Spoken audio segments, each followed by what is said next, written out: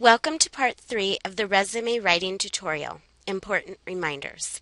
In this section, you will learn tips on formatting your resume to fine-tune its contents. We will begin by discussing resume language. Employers favor bulleted phrases as opposed to paragraphs of information in sentence format. When writing bullet points, begin each phrase with a different action verb. Choose verbs of substance and power to highlight your accomplishments. For example, instead of using made, try create or design. A good idea is to look at the job description to identify keywords or industry buzzwords. When applicable, these should be placed throughout your resume. Make sure that each bulleted phrase is clear and concise. There are some things you want to be sure not to include on your resume. They are your age or date of birth, marital status, address or phone number of former employers, and previous salaries. Some recommend against listing religious or political affiliations unless related to the job objective. Do not include the words I or my on your resume. Remember to use phrases rather than complete sentences. Also, it is best not to abbreviate, as many abbreviations are not commonly known.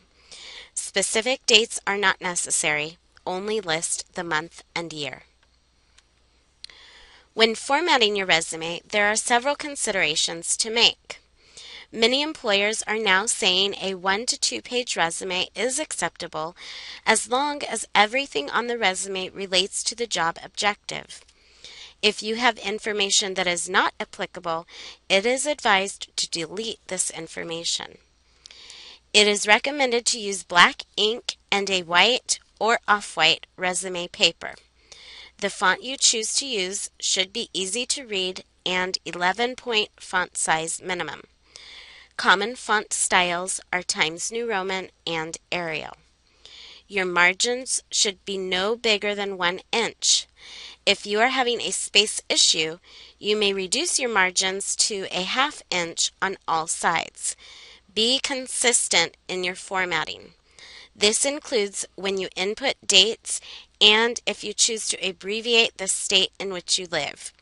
If the state is abbreviated in your header, it should be abbreviated in your education and experience sections as well.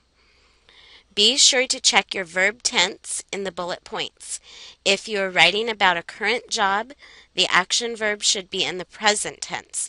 For example, create. However, when writing about previous jobs, the action verb should be in the past tense. For example, created. When submitting your resume to an employer, do not bend, staple, or fold your resume. If your resume is 2 pages, type your last name and the page number on the upper right corner of any pages after the first page. You may choose to format your resume with eye relief techniques. These formatting suggestions will also help draw the employer's attention to certain aspects of your resume. Techniques include bold, underline, italics, indents, bullets, capitalization, and center justification. For example, you can capitalize categories and headings, bold your job title, and center your name and contact information. White space between sections is also favored. If you have no white space on your resume, you have too much content.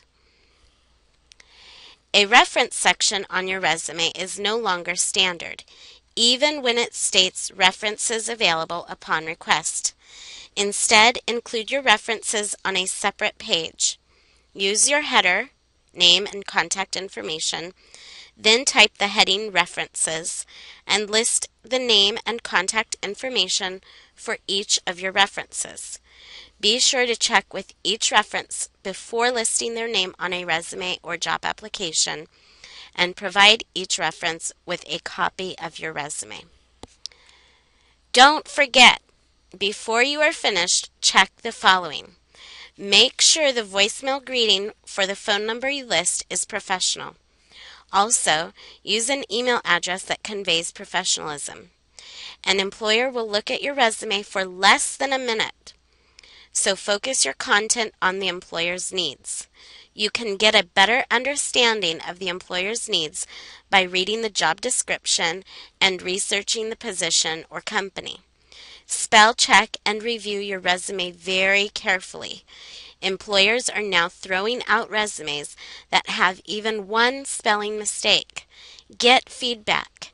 Have a career counselor proofread and critique your resume.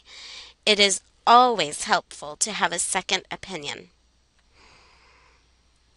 Here at Palomar, students have many resources to utilize. Check with your campus career center either in person or online. You will find our contact information available at http://www.palomar.edu/counseling/career center/. That concludes the resume writing tutorial. You may review any portion of the tutorial at any time.